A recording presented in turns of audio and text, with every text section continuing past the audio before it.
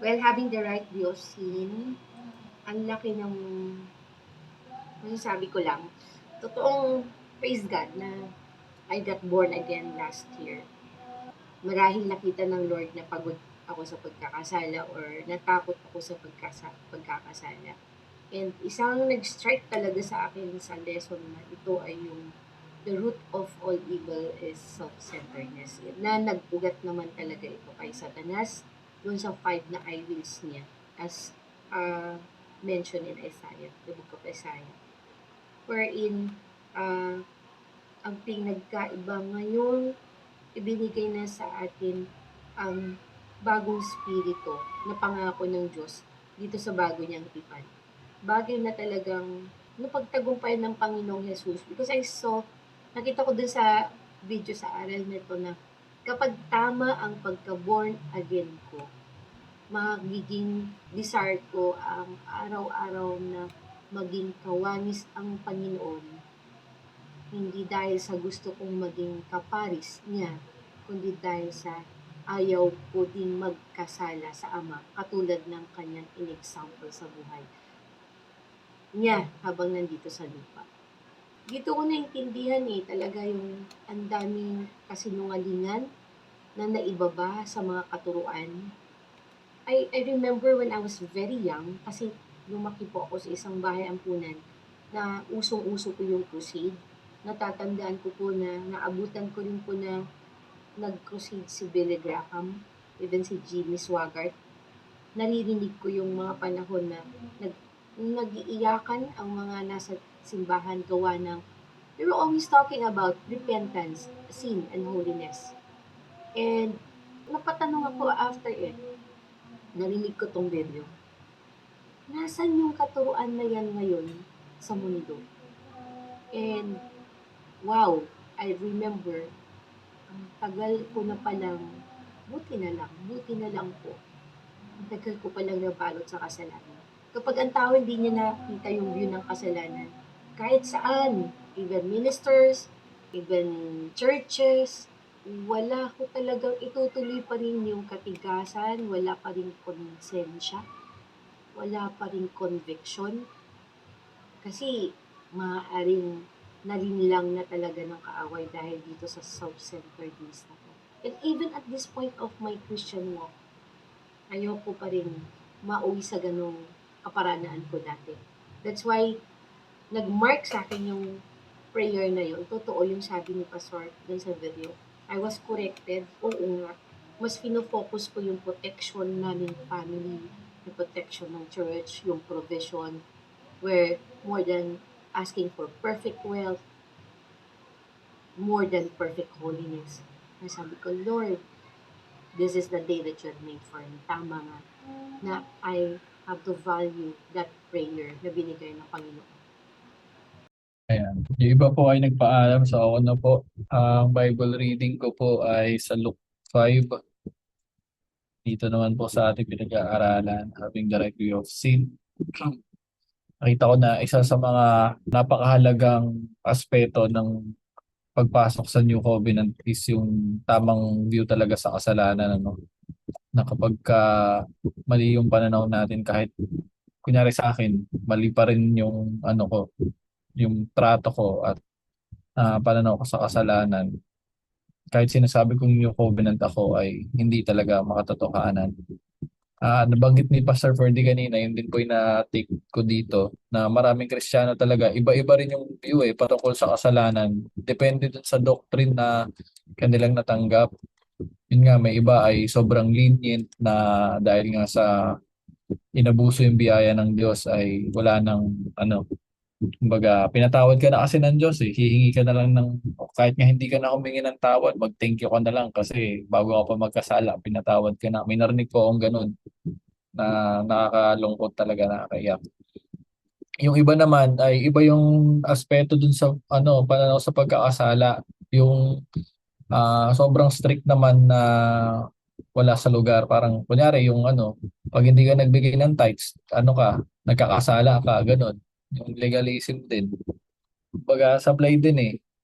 Ako po, nagpapasalamat ako sa Lord dahil dito sa pag-aaral natin, binibigyan talaga tayo ng tamang pananaw sa kasalanan. Base dun sa ano, kung ano yung pinakita ng Panginoong Hesus at ng Ama sa Biblia.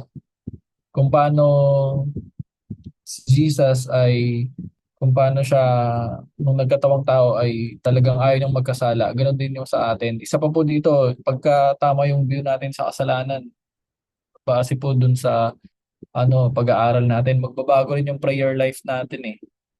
At ito po isang patotoo ko na nagpapasalamat din ako sa Lord. Simula nung nag-aral ako dito, natutunan ko tong New Covenant. Nabago rin yung panalangin ko sa araw-araw. Dati hindi ko pinapanalangin na Lord, tulungan mo ako hindi magkasala. Dati lang parang ingatan ako sa araw na ito, ganyan, ilayo sa sakit, sa kapahamakan.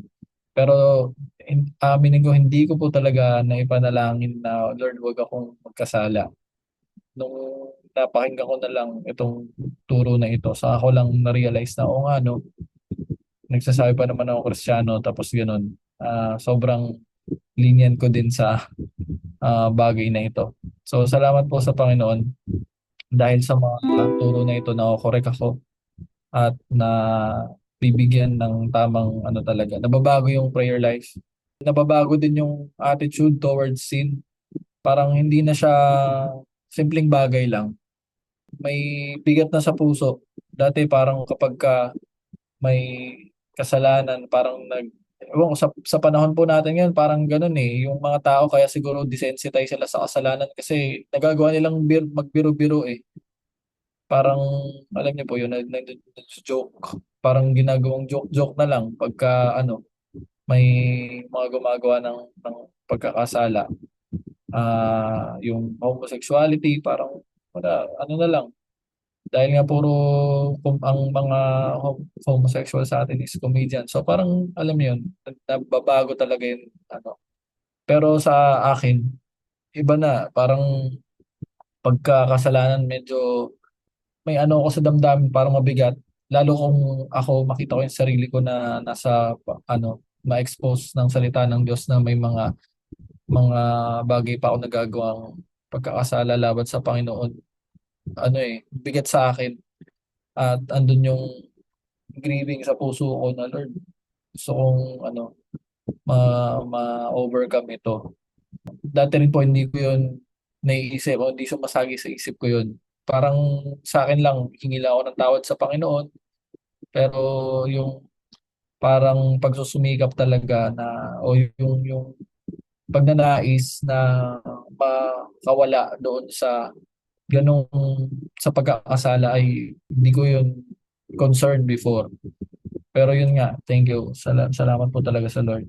Kaya parang si Jesus, nung nandito siya during his days on earth, alam niya yung effect ng kasalanan, mabigat sa kanya na alam niya isang pagkakasala ay malaki yung magiging effect kasi nakita niya kay Satanas at kay Adan. And so sa akin ganun yung tignan ko eh.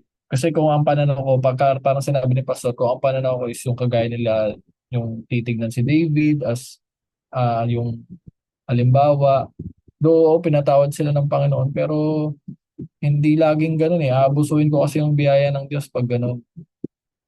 Si Jesus, ang pananaw niya doon sa kasalanan is yung si Satanas, nung siya ay nagkasala, pinatalsik sa kaharian ng Diyos at si Adan din. So, yun yung tignan ko. And humbleness, yung pagpapakumbaba po talaga. Pagpapakumbaba na una ako dahil ako ay nasa process pa.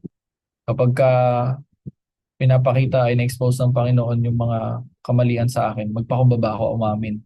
Hindi ko i-justify at hindi ko siya rasonan, kundi aminin ko talaga at hingi ng tawad sa Panginoon at pagsumikapang maalis doon sa kamalian na yon. Hindi rin manatiling nakasentro ko sa aking sarili.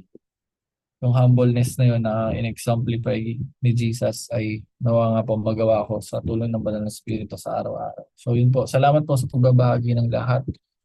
Nawa nga po mga nabanggit natin ay may sa buhay natin.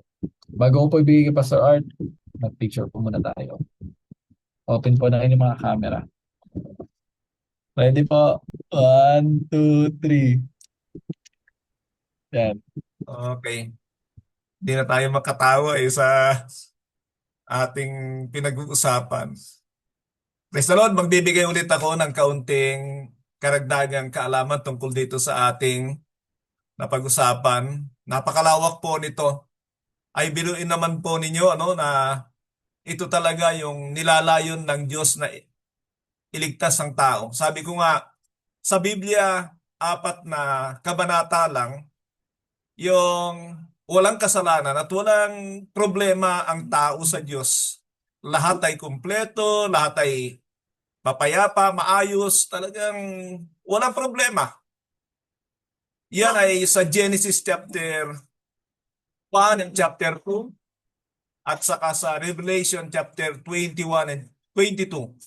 Makita nyo na nung naresolbahan na ang kasalanan, talagang maganda na lahat.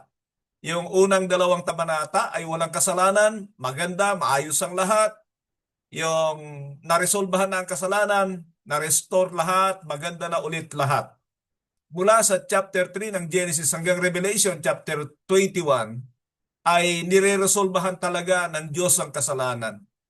Mga kapatid, the next time na basahin nyo ang Biblia, ay ilagay nyo sa inyong isipan ang problema ng tao ay kasalanan. At yun naman talaga ang problema ng tao. Yun ang dahilan kaya naparito ang anak ng Diyos. You will call him Jesus because he will save his people from their sin. Matthew 1:21. Alam nyo, ang isang tao na hindi nakakaunawa ng kaligtasan, basahin ko sa inyo itong Lucas 1:77. Isama ko yung 76 para malaman natin yung context. And you, my child, will be called prophet of the Most High, for you will go on before the Lord to prepare the way for Him. Ito si Zacarias ito, speaking about John the Baptist. Yung 77 ay ganito ang sabi, to give His people the knowledge of salvation through the forgiveness of their sins. Ang tao na hindi nakakaunawa sa totoong kaligtasan ay hindi niya alam na sa kasalanan, inililigtas ng Diyos ang tao. Ito yung sinasabi ng taong ito, si Zacarias. Ay, alam natin ito ay puspos ng banal na Espiritu when he prophesied about this or when he spoke about this. To give His people the knowledge of salvation through the forgiveness of sin. Kaya yung ebanghelyo na inililigtas tayo ng Diyos sa kahirapan, sa mga problema sa buhay na ito, matagal itong hindi ko naunawaan eh. Naunawaan ko lang ito nung nanalangin ako sa Panginoon, Lord, bakit ganito ang mga Kristiyano? Pare-parehong pastor, pare-parehong nag-aaral ng Biblia, pare-parehong nagbabasa ng Biblia, pare-parehong nag-encourage na ng lahat ng mga gagawin sa Biblia, pero magkakasalungat ang kaisipan tungkol sa kaligtasan. Yun nga mga kapatid, na binigyan lang ako ng Panginoon ng isang talata at doon na-reconcile na lahat yung bagay na ito. Matthew 1:21. Yun ang naging susi. Napakasimple na ipinakita sa akin ng Panginoon. God is saving people from sin. So ang layunin ng ating pag-aaral ngayon ay para mabago yung ating kaisipan sa kasalanan. Even as we say we are in the new covenant, pag hindi na bago yung ating kaisipan tungkol sa kasalanan, yung ating paradigm, ay masasadlak tayo doon sa katulad ng marami na nagiging casual ang kasalanan, hindi nila tinetake ang kasalanan na katulad ng damdamin ng Diyos at ng Panginoong Jesucristo at ng Banal na Espiritu sa bagay na ito. Yun ang goal dito. Kaya tayo nandirito ngayong gabi. Sabi ko nga doon, ang Panginoon ay sinasabi niya, kung ang dahilan ng iyong pagkakasala, ang iyong mata, dukitin mo ito at itapon. Kung ang dahilan ng iyong pagkakasala, ang iyong kamay, putulin mo ito at itapon. Kung ang iyong paa, putulin mo ito at itapon. Kahit anong interpretation ang gawin natin diyan, ay nagpapakita talaga na mabigat ang kasalanan para sa Kanya.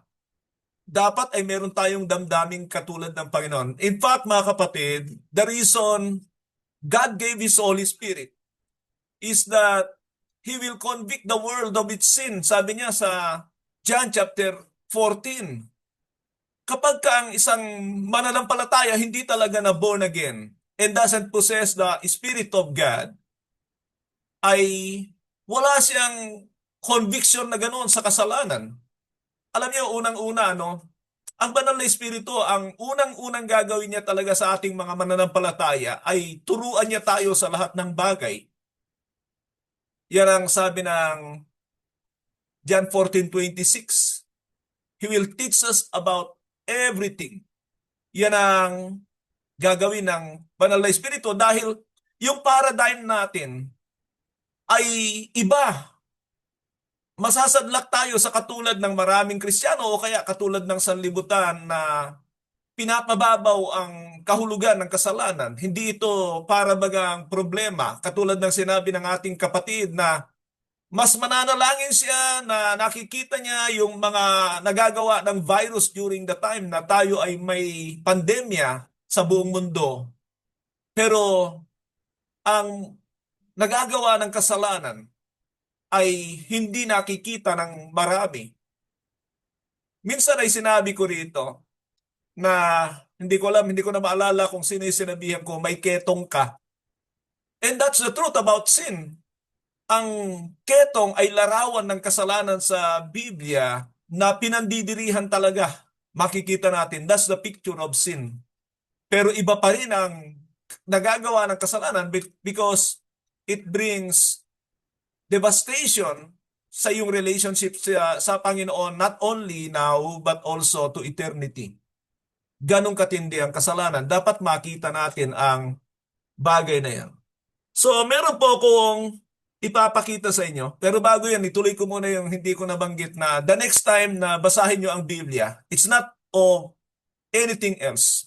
Kailangan mailagay sa inyong isipan na ang problema talaga ng tao ay kasalanan at makikita nyo yung effect ng mga kasalanan sa mga kwento, sa mga buhay ng mga tao, ano ang nagagawa nito, at kung ano naman ang tagumpay ng mga tao sa mga naging masunurin sa Diyos. Of course, iba yung sa Old Covenant, mga kapatid. Talagang medyo immediate ang resulta ng mga pinili ng Diyos sa Old Covenant. I mean, pagka nagkasala sila, talagang pinapalo sila ng Panginoon. Pero sa atin ngayon ay mukhang eternity na ito na maalala ko yung sabi ng Panginoon sa Revelation 22 na sabi niya, let the people or let him who do vile continue to do vile and let them who continue in righteousness will continue in righteousness, na para bagang doon ay nagsawa na ang Diyos sa kapapaalala sa mga tao during that time. Pero most especially, kung titingnan ninyo, ang bagay na yan ay para sa mga mananampalataya because God is always dealing with people na magbabasa ng Biblia, ng kanyang mensahe sa Biblia. So, the unbelievers will never read the Bible. But anyway, meron tayong kailangan makita pa tungkol sa kasalanan na magpabago nawa ito sa ating paradigm sa 1 John chapter 3, beginning verse 4 hanggang sa 9. Sabi niya, everyone who sins breaks the law. In fact, sin is lawlessness, but you know that He appeared so that He might take away our sins. 4 and 5 yan. Now, makikita natin na sa aking ipinakita sa inyo ay meron tayong 5 paraan na magkasala sa Diyos. 5 paraan. It's not always transgression of the law na katulad ng sinasabi rito. Ipinakita ko sa inyo kasalanan ang hindi paggawa ng mga alam nating tama, ang anumang bagay na wala sa pananampalataya, ang anumang bagay na hindi natin dinirinig ang ating konsensya at hindi sang-ayon sa standard ng Diyos. Those are sinning against God. Pero malawak yung mga kapatid. Itong sin is lawlessness, breaking the law of Christ, malawak yan. Kaya kung hindi ka sensitibo, wala kang banal na espiritu, that even the neglect of God, yung priority mo iba. Halimbawa, tingnan nyo hindi nyo makikita yan. Yeah, we will be talking about the law of Christ, pero what are in the law of Christ? Because general itong sinasabi niya dito sa 1 John 3:4. But we are studying the law of Christ na specific talaga. Kaya napakaganda po nun. Halimbawa, tingnan niyo yung mga kasalanan ng 5 sa 7 iglesia sa Revelation. 5 doon. Hindi ko alam kung nakikita natin kasalanan yon. Because una, yung Ephesus, ang kasalanan niya ay hindi na talaga ang Panginoon ang dahilan ng kanyang mga ginagawa. That is what it means to you have forgotten your first love. Marami silang ginagawa na parang hindi sila backslider, but the reason they are doing ministry na yun mga kapatid, ay hindi na talaga ang Panginoon. They are doing it marahil para sa kanilang mga sarili, para, minsan ay parang maibsan lang ang bigat sa ating mga damdamin, kaya tayo gumagawa ng mga bagay-bagay. Alam niyo yun, mga kapatid, na minsan ay inaapis lang natin ang ating mga emosyon.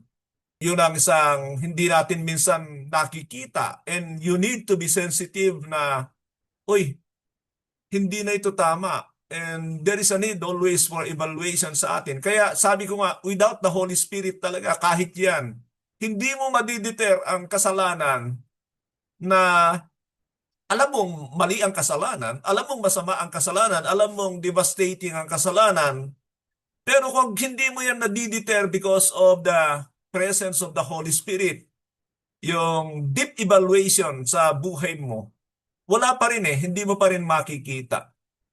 Pero maganda na itong ginagawa natin because we are changing our paradigm regarding sin. Alam natin na sabi ng Panginoon, you will know the truth and the truth will set you free and be not conformed to the pattern of this world but be transformed by the renewing of your mind, meaning yung paradigm natin kailangan mabago. Pero ituloy ko itong sa 1 John chapter 3. Sa verse 5 sabi niya, but you know that He appeared so that He might take away sin. So ito yung una na sinasabi niya na naparito ang Panginoon para alisin ang kasalanan. Bayaran niya ang kasalanan. Maganda po yun, pero tandaan natin ang sinabi ng Biblia na doon din sa John chapter 8 na yung nagpapatuloy sa kasalanan ay alipin ng kasalanan at hindi siya kabilang sa anak. Yun ay nasa 35, John 8:35. Now a slave has no permanent place in the family, but a son belongs to it forever. So if the Son sets you free, you will be free indeed. Mga kapatid, huwag kayong parang nakita ko ito sa marami na kapag yung meron tayong kanta na I'm free, I'm free, I'm free to be the servant of the Lord. I'm free, I'm free. Parang ibon na binuksan yung hawla pero hindi lumalabas. Pero sabi niya, I'm free, pero nandun pa rin siya sa kulungan. Maraming ganon. And sometimes ang emosyon ang sinesettle ng marami. Sabi ko nga, dahil itong katabi ko ay simbahan ng Roman Catholic, gusto lang nilang mag-enjoy sa kanilang ginagawa. And so, meron silang mga ina-avoid pero not the sin. And that is very cunning o kaya ay deceptive na mag-feeling okay ka lang. Akala mo okay ka na. So, we must have to be aware of that na nasesettle lang yan kapag tayo ay talagang malaya. Sabi ng 6, no one who lives in Him keeps on sinning. No one who lives in Him. Now we are living in Christ. At sabi niya, should keep on sinning. Memoryado ko yung Galatians 2:20. Sabi ng iba. Ano yon? I have been crucified with Christ, nevertheless I live yet not I, but Christ liveth in me, and the life I am now living in the flesh, I live by faith in the Son of God, who loved me and gave Himself for me. It's not a memory verse, mga kapatid. It is life. Kahit memoryado mo yan, kung hindi ka talaga nabubuhay para sa Panginoon, ay wala rin, hindi mangyayari sa iyo yung sinasabi niya rito na no one who lives in Him keeps on sinning. No one who continues to sin. Ito na mga kapatid, another stage na ito. It is now in the stage of sanctification. No one who continues to sin has either seen Him nor knows Him. Nakikita nyo na pinapawalang bisa niya yung claim na lumaya na ako, kilala ko ang Diyos, at ako ay sa Kanya. If you continue to sin, sabi niya, that's a lie. Meaning, deliberate ito ay yung sinasabi niya. Yung deliberate, alam naman natin na nagkakasala pa rin tayo. Nahuhulog pa rin tayo. Na dudulas pa rin tayo sa kasalanan. So, sabi niya sa 7, Dear children, do not let anyone leads you astray. Kung meron kayong guro na hindi talaga ang kasalanan ang sinesettle niya, pinapapanood ko sa inyo yung video kagabi. Tignan ninyo kung ano yung pinanggalingan natin. We have been there, I have been there, na ang sukatan ng aking presensya ng Diyos at pagpapala ng Diyos ay material at emotional appeasement o kaya ay at peace ang buhay mo, walang nangyayari sa iyo. Mga kapatid, kung hindi sa biyaya ng Diyos, hindi ko rin natutunan ito. But that is the truth about many Christians. Minemeasure nila ang Diyos, ang presensya ng Diyos, ang tagumpay nila, success nila through things na inaakala nila ay mula sa Diyos.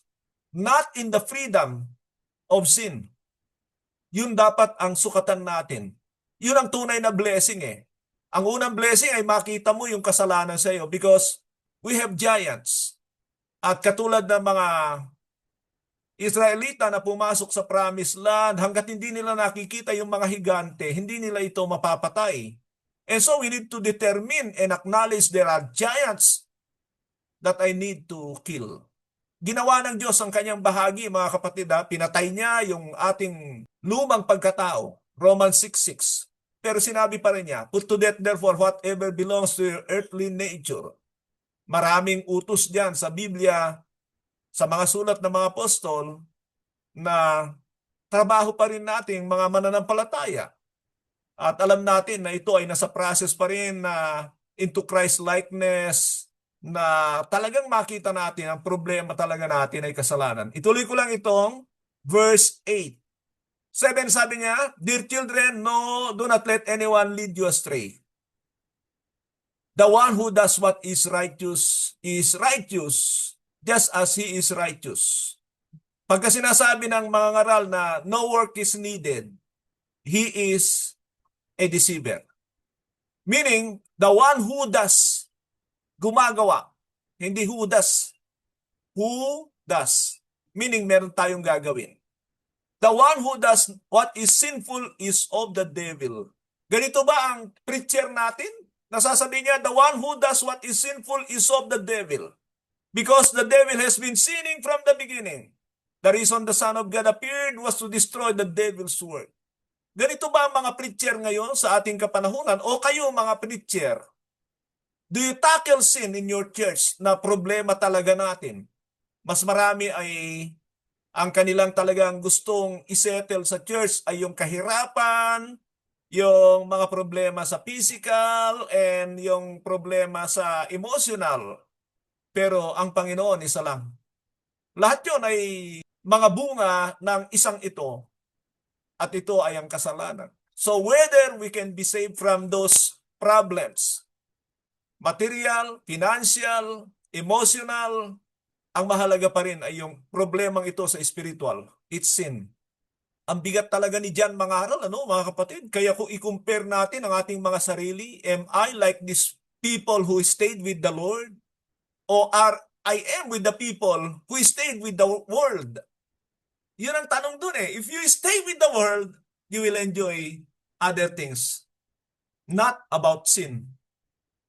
But if you stay with the Lord, alam mo na ito yung joy ng Panginoon na tayo'y lumaya sa kasalanan. Alam mo na ito yung dahilan ng kanyang kamatayan.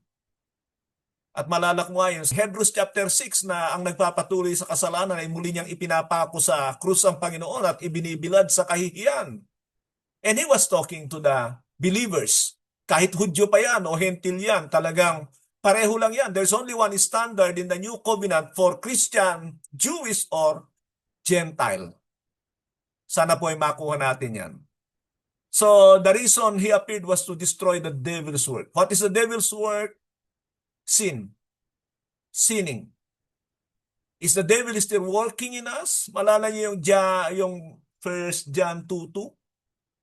Nasabi niya doon, o 3, na yung mga hindi masunurin ay kontrolado ng diablo. So, sabi niya sa 9, no one who is born of God will continue to sin because God's seed remains in them. They cannot go on sinning because they have been born of God. Ayan mga kapatid, at least pag naisip na natin ngayon, ganito pala ang problema talaga ay kasalanan. Alam na natin na ito yung nakakasakit sa Panginoon. Kaya maganda talaga ang ganitong mga pag-aaral. Anyway, tapos na po ako. Kung meron kayong tanong o kaya ay ibalik ko na kay Kuya Joseph. Back to you, Kuya Joseph. Magandang gabi. Ayan, nakataas po ang kamay ni Pastor Dayan. Sir. Ate Dayan, mayong gabi. Magandang gabi po, Pastor. Pamangkot ka ha? Ano no? Ay, Ilocano pala yan. Anda Opo. sa Ludsodem. Meron po. Pastor, Oo. si Ananias at Sapphira, di ba namatay sila dahil sa pira? Oo. Hindi, joke lang. Napunta ko ba sa... yun pong ano, Pastor, yan yung malaking gamit kung bakit yung when we are dishonest of money. Nagamit yan dati. Could we still use... I've learned, parang hindi na pwedeng gamitin ngayon yan. Dahil lang pinaka-reason kung bakit naman sila namatay dahil sa pagsisinungaling. Pakiulit. Hindi po ba, hindi na, dati po kasi, Pastor. Nagagamit po yan in terms of like, when the Lord spoke to you to give this amount and then you would not do it, magagaya tayo kay Sapphira at Ananias, right? Pero na-realize ko yung context niya na hindi naman dahil sa pera talaga sila namatay. Dahil una naging selfish sila, dishonest, selfish tsaka dishonest sila sa Holy Spirit. Kaya doon ko nakita na doon sila namatay. So, They pretended. It was not required. It was all volunteer during that time. okay. It was, yung mga iba ay talagang, naniniwala ko it was the conviction of the Holy Spirit that they should give what they wanna give. Wala kasing requirements doon kung ano yung kanilang dapat ibigay. But also, ginaya nila yung iba. And they started pretending about that gift na para bagang binibigay niya lahat pero nagtago pala sila. Well, alam niyo, wala namang kasalanan doon sa, hindi naman sila nire-require doon sa itinago nila. Only is that they pretended na, oy, nagbenta kami na, binigay na namin lahat. Parang gano'n. So the next time na nagpe-pretend din tayo sa giving, I can mean spiritual death. Death. So, Pastor, yung ginawa ni Ananias at Sapphira, in terms of the conviction of the Holy Spirit, syempre nasa New Covenant na tayo ngayon. That happened, sabi nga sa video, that's in the New Covenant by now. Compared to Abraham, who told a lie. Well, Wala. meron pa akong nakikita na isang dahilan bakit hindi pinatay si Abraham. At it's not about all, well, pareho silang nagsinungaling kung makikita nyo, pero yung kay Abraham ay, kung titingnan ninyo, ay may threat sa buhay niya. He feared about his life. Kailan ba natin pinag-usapan yung sanctity of life? Doon sa Christology ata, no? Na pahalagahan ng buhay. So, ito namang tungkol sa pagbibigay ni Ananias sa kani Sapphira, wala namang banta sa buhay nila. Okay. Pero nagawa nila. So that's one thing about okay. these lyings. Sige, Pastor, naintindihan ko na po. Pero, Okay. pangit gamitin yan sa giving, no? Kahit nga lang yung Nasasanay ko na nga. Malakias 3:10, Opo, 8 hanggang 10, babay do na not kami use dyan. that. Hindi naman Opo. tayo against sa tithing, ano mga kapatid. Yes, actually, Pero yes huwag po. niyong gamitin yung mga laws about tithing. Alam natin Opo. na nagbigay si Abraham kay Melchizedek. It was not about the law. Ganon din si Jacob, nangako ng kanyang ikapu sa Diyos. Pero walang batas pa sa panahon na yan. Mm. Now, kapag ka may batas, talagang may bantayan ng sumpa. At yan ang Malakias. Thank you po. Meron Yan pa po, malinaw. kayong tanong? Rumor kayo. Lumabas na kayo. Wala na, Sep. Inaantok na. Sorry, overtime na naman tayo talaga si Pastor Arthur pagka laging overtime. Sino ang closing prayer, Sep? Supposed to be po si Brother Billy, Pastor eh. Si? Si Brother Billy po. Pag-pray natin yung mag-asawa, may yung Sige po. namatay yatang nanay ni Sister Genevieve. Yun naman ay naisasama na nila sa kanilang Bible study. Opo. Tumawag ka na kung sinong ano. Kung wala. Pwede po kayo na lang, Pastor. Okay, sige, tayo manalangin na. Sige po. Minsan pa kami nagpapasalamat, Ama, sa mga katuruang ibinibigay mo sa amin. Meron pa rin kaming responsibilidad na isabuhay ang lahat ng ito at kami patuloy na umaasa sa iyong biyaya sapagkat alam namin mataas ang iyong standard pero nagpapasalamat kami sa pagkilos ng iyong banal na espiritu not only to convict us but to help us to overcome lahat ng mga hindi namin kayang gawin. By your grace, Lord, we can continue to walk in the path of life. Kaya salamat po sa buhay ng bawat isa na ibinibigay nyo para matuto sa mga bagay na ito. Nawa o Diyos ay patuloy na manariwa sa kanilang pananahan ng iyong banal na espiritu at maging kalakasan ang mapagtagumpayan ng anumang mga pagsubok sa kanilang mga buhay, lalo na o Diyos laban sa pagkakasala. Salamat po na kayo ang Diyos na nakakaunawa rin sa lahat ng aming mga pangangailangan. Ama, wala kayong ipinagkakait sa amin. Lahat ay nais niyong ipagkaloob, pero higit sa lahat ay mapagtagumpayan namin ang problemang ito na nagdudulot ng kapahamakan sa amin ang kasalanan. Kaya minsan pa, pagpalain niyo ang bawat isang nandirito, Panginoon. Kasama rin ang pamilya. Pagpalain niyo rin ang aming mga plano, ang pagkakaroon ng Bible School para lalong mapatatag ang pag-aaral ng bawat isa. Dalangin namin ang mga ipagkakaloob mong mga mananampalataya para magpatuloy. Huwag nawa, O Diyos, ang dahilan ay ano pa mang mga pinansyal, kundi ito'y maging dahilan para mag-commit sila, Panginoon, sa kanilang pag-aaral. Salamat po maging sa buhay ni Brother Joseph na patuloy na nagtsatsaga sa kanyang ginagawa sa pangunguna sa pagpapasilitate sa amin. Purihin ka, Ama, sa iyo lahat ng karangalan, kadakilaan, kaluwalhatian sa pangalan ng aming Panginoong Hesus. Amen. Amen. Amen. Pusuan nyo sa react. Yan. Meron yan eh. Yan. Nagliparan ng mga puso. Ice cream naman. Happy birthday sa mga nagbe-birthday. Sino may birthday? Si Pastora Jing. Happy birthday, Pastora Jing. Happy Yun, no? birthday. Husband ko, Pastor, Happy birthday. sa 23. Andiyan ba siya? Mag-new covenant ka na. Ay, Wala, baka may nagbe-birthday din. Nagtatago ha. Ito yung cake. nasa Taguig, Pastor. Nasa Taguig. Nasa Taguig siya ngayon, opo. Bakit kayo naghihiwalay? Bibihira kayo nagkikita. Ikaw, pinuntahan ka. Meron kasi siyang trabaho doon. Naghahatid ng apo. Okay. Kape tayo. Sister Alma po pala nung nakaraan nag-birthday. Ala, belated Happy birthday! Ala, Umalis na eh. nagtatago. Nagtatago. Happy Nag-ano birthday. yung kanyang fan. Like dito Happy internet. birthday. Ayan, okay. Happy birthday. Okay, meeting sa Sabado. Opo, see you po Opo. sa Sabado. See you po ulit next week. Bye po. See you next Good night po. week. Grace to Bye-bye po. all. Bye Bye! po. Bye-bye Yes po. po. Bye Thank you. everyone!